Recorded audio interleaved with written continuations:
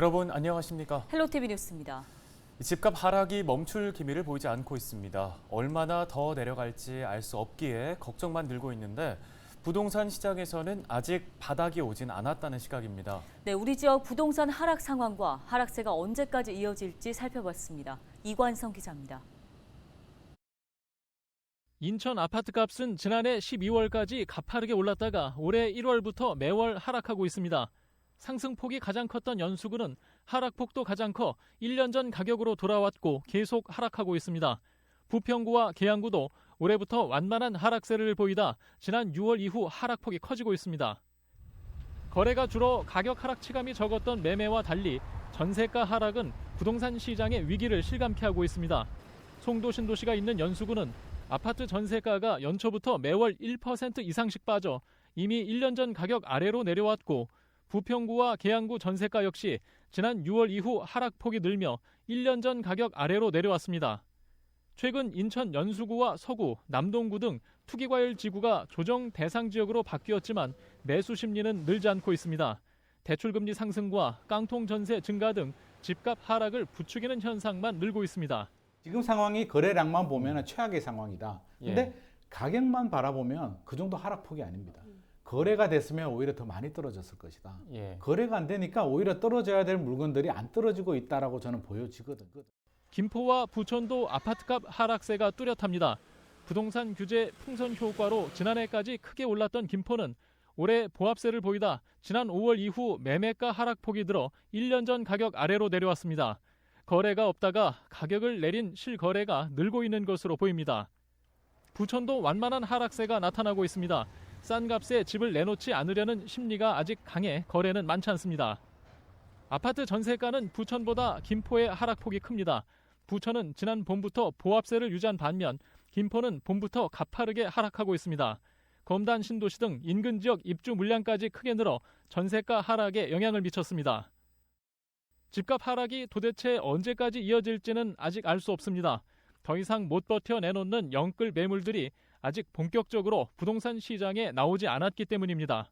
금리가 오르는 기조랑 그리고 이제 내년에 이제 중과세 유예하는 양도세 유예 5월에 끝나는 그 기점과 그리고 지금 계약갱신이 만료가 되는 시점이 돌아오고 있습니다. 그때 이제 전세가율이 또 어느 정도 빠질지 혹은 이걸 하방에서 지켜줄지. 진짜 바닥 찍고 올라갈 때가 언제냐라고 본다면 과거를 이제 좀 거슬러 올라가면 고점 대비 30% 정도는 빠졌습니다. 두 번째가 규제 지역 우리가 이제 앞서서 말씀드렸는데 서울 기조에 서울의 투기 과열 지구 조정 대상 지역이 언제 풀리느냐가 가장 관건입니다. 그걸 풀어준다는 얘기는 정부가 바라볼 때 안 되겠는데 야 서울도 이제 진짜 떨어지면 큰일 나겠다. 부동산 가격이 하락하면서 내 집 장만 기회는 점점 늘고 있습니다. 부동산 시장에서는 경쟁이 줄어든 아파트 분양을 시도하거나 정부의 규제 완화와 가격 하락세를 지켜보며 고점 대비 30% 이상 빠진 물건을 노려볼 수 있다고 조언하고 있습니다. 헬로티비 뉴스 이관성입니다.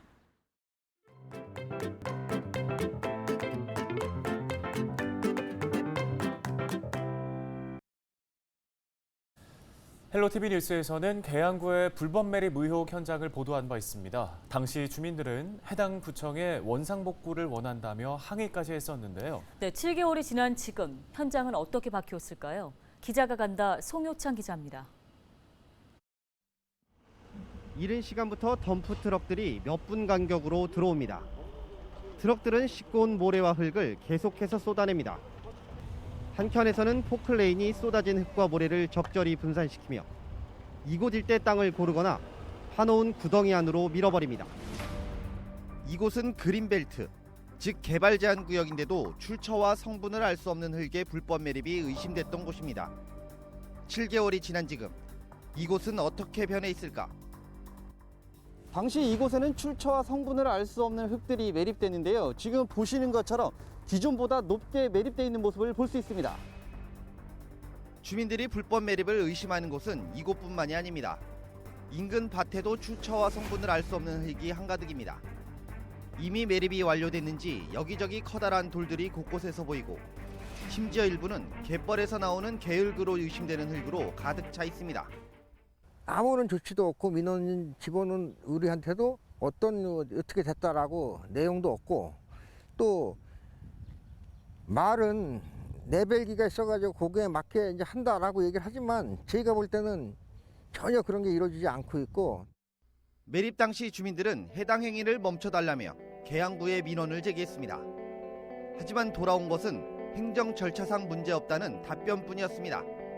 문제 삼으면 문제의 소지가 있을 수 있는데 최종적으로 모든 작업이 끝나고 난 이후에는 대부분의 피치가 50cm 미만이었고 지금 두세 피치 남은 것만 50cm에 좀 초과해서 정비 중에 있습니다. 개발 제한 구역의 지정 및 관리에 관한 특별조치법을 보면 농사를 짓기 위한 형질 변경이나 50cm 이하로 파는 행위는 가능합니다. 하지만 그 외의 토지의 형질 변경이나 물건을 쌓아놓는 행위는 할 수 없도록 했습니다. 또 갯벌에서 나온 흙, 즉 계열을 매립하는 것은 불법입니다. 개발 제한 구역에서 불법 행위를 했을 경우 특히 훼손은 3천만 원 이하의 벌금, 3년 이하의 징역을 받게 됩니다. 하지만 계양구의 대응은 미비한 상황. 지역 주민들은 답답하기만 합니다. 한번 이렇게 원상복구 해주는 걸 보여줌으로써 매립 없잖아. 또 여기 농지를 그런 목적으로 갖고 온 사람들도 이거를 잘못하면 내가 이렇게 오히려 득이 아니라 손해를 본다라는 걸 일깨워줘야지. 현재 계양구는 인천시 특별사법경찰단과 함께 이달 말까지 개발 제한 구역 내 불법 행위 단속을 벌이고 있습니다. 걸리게 되면 저희가 우선 사전 시정 명령을 토지 위반 행위자들에게 보내고요. 한 번 더 저희가 기간을 좀 더 드리기 위해서 촉구 명령이 나가요. 시정 고발 및 이행강제구 사전 예고가 나간 다음에 그때도 정비가 안 되시면 이제 고발이 되시는 거고 이행강제금도 부과되시는 거고. 몸살을 앓고 있는 그린벨트 내 불법 매립 행위. 인천시와 계양구가 강력한 대응을 예고한 만큼 불법 매립에 대한 조치가 시급해 보입니다. 기자가 간다, 송유창입니다.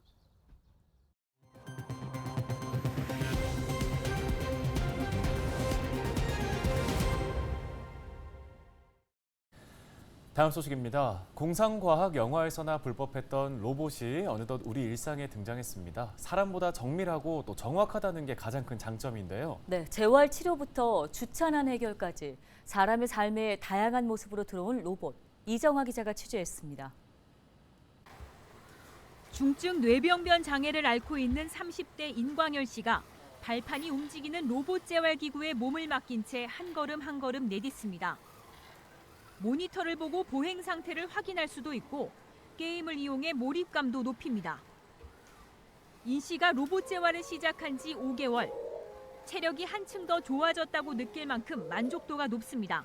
체력도 많이 저하되고 그랬었는데 이거 하고 나서 체력이 좀 좋아지니까 뭐 다른 운동을 할 때도 그렇게 힘이 들지가 않고 땀을 좀 제대로 흘릴 수 있으니까 그 점에 있어서는 좀 좋았던 것 같습니다.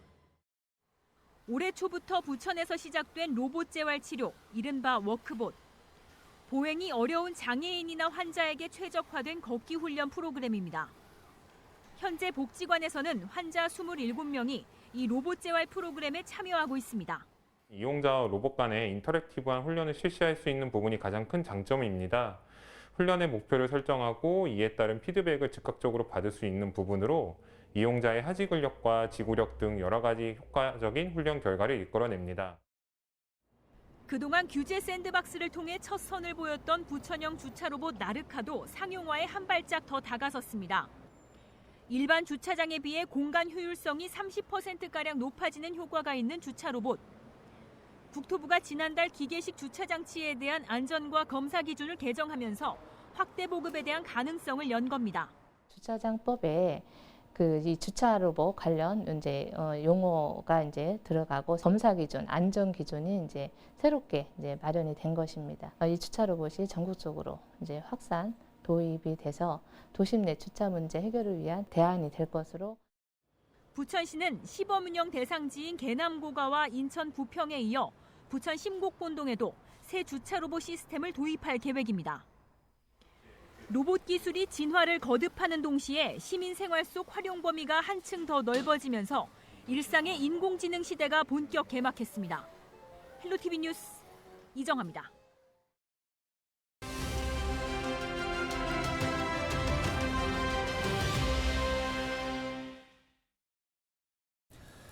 네, 주정차가 가능하도록 차선이 그려져 있는 부평구의 해물탕 거리. 주차 가능 도로는 일반적으로 모든 시민들이 이용 가능한 공공재에 속하는데요. 해당 지역의 소수 상가와 식당에서 이 주차 공간을 사유지처럼 이용하면서 방문 고객에게만 내줘 시민들의 항의가 잇따르고 있습니다. 네, 오늘 해당 지역 구의원과 함께 민원 해결 방안에 대한 이야기 나눠보겠습니다. 이익성 부의장님, 안녕하십니까? 예, 안녕하세요. 부평구의 부의장 이익성 의원입니다. 반갑습니다. 자, 일단 도로법에 따르면 주정차 가능 도로에 적치물을 올려놓는 등 주차를 방해하는 행위에 대해서는 처벌이 가능하다고 하는데 실질적인 단속이 어렵다고 들었습니다. 그 문제점에 대해서는 좀 어떤 것들이 있을까요? 예, 참 어려움이 많더라고요. 그 결론부터 말씀을 드리면 단속 범위에 비해서 그 단속 인력의 부족함을 들 수가 있고 법의 집행과 행정 조치를 시정할 수 있는 그 기간을 부여해 드려야 되기 때문에 단속보다 계도와 자율에 맡기는 그런 실정입니다. 그래서 행정 조치는 최소한에 그치도록 법에도 그 제한 사항이 전제가 되어 있더라고요. 그 관내 전체를 관리하고 있는 인력과 장비가 턱없이 부족한 것이 있고요. 그리고 또 행정 대집행을 하는 데 있어서 불법 적치물을 주차 공간에 내어놓고 도로를 무단 점용하는 행위 말고는 집행하는데 법적 그 적용을 하는데 어려움이 따르더라고요. 그래서 공간을 이용하시려는 그 시민과 또 무단 점용을 하시려는 상인 간의 이 문제를 최소화하기 위해서는 상권 인근에 공영 주차장을 확대하는 등 지자체가 이를 위해서 예산과 장소를 마련하기에 현실적으로 어려움이 있지만 이를 많이 마련해 드리는 것이 해법이라고 봅니다. 네, 그런데 상가에 주차 공간이 부족하다 보니까 상인들 또한 어쩔 수 없는 선택이다 이런 목소리도 있습니다. 현실적으로 주차 공간을 늘릴 수가 없다면 시민과 상인들 사이에는 어떤 소통이 필요할까요? 소통이 우선 가능하려면은 해당 상권 지역의 주차 여건의 변화가 선행돼야 한다고 봅니다. 변화의 그 선행 없이 개선의 여지는 현실적으로 어렵다고 보고요. 상인분들의 정기적인 모임이나 교육 시에 도로법과 관련된 그런 규정을 교육하는 데 적극적으로 좀 그 교육을 실시해서 자율적 협조를 넘어서 구청에서 시민과 상인의 소통에 적극적으로 개입하려는 그런 적극적 의사가 필요하다고 보고요. 네, 그렇다면 지자체와 시민 또 상인의 고충을 해소하기 위해서 정부 등 상위기관에서 앞으로 어떤 새로운 정책들을 만들어야 한다고 보시는지요? 네, 서두에 말씀을 드렸듯이 그 실질적 단속이 어려운 이유는 행정 집행은 최소한의 한도에 그쳐야 한다는 행정 대집행 적용 특례와 적치물의 일시 적치는 도로 점용으로 이렇게 보지 않는 그런 도로법의 벌칙 조항 때문입니다. 입법 취지와 시대적 변화에 맞는 그 법률안 개정이 필요할 거고요. 좋은 대안으로 그 해당 상권 인근 그 병원이나 교회 또 초등학교 등의 부설 주차장을 심야 시간에 개방하는 그런 주차장 공유제를 적극 확대하는 것도 한 방법이 될 수가 있을 겁니다. 주차장 공유제를 적극 시행하는데 정부의 지원이 필요하다고 봅니다. 부평구 같은 원도심에서는 중앙정부의 개입이 큰 도움이 될 것으로 사료돼서 국가 예산의 투입으로 지방자치단체의 부족한 여건을 좀 보완하려는 그런 노력이 필요하다고 봅니다. 네, 잘 들었습니다. 지금까지 부평구의회 이익성 부의장이었습니다. 다음 소식입니다. 주말 연휴 동안 김포에서 사건 사고가 잇따랐습니다. 10일 오전 7시쯤 김포 사우동의 한 횟집에서 불이 나 1시간여 만에 꺼졌습니다. 불은 옆 건물로 번지면서 건물 2동이 일부 소실됐지만 내부에 사람이 없는 시간이어서 인명 피해는 없었습니다. 또 앞서 9일에는 구례동의 한 공사장에서 외벽에 세운 임시 구조물이 무너져 주변에 주차된 차량 석 대가 파손됐지만 다친 사람은 없었습니다. 경찰과 소방은 강한 비바람에 구조물이 넘어진 것으로 보고 있습니다. 오늘 저희가 준비한 소식은 여기까지입니다. 네, 시청해주신 여러분 고맙습니다.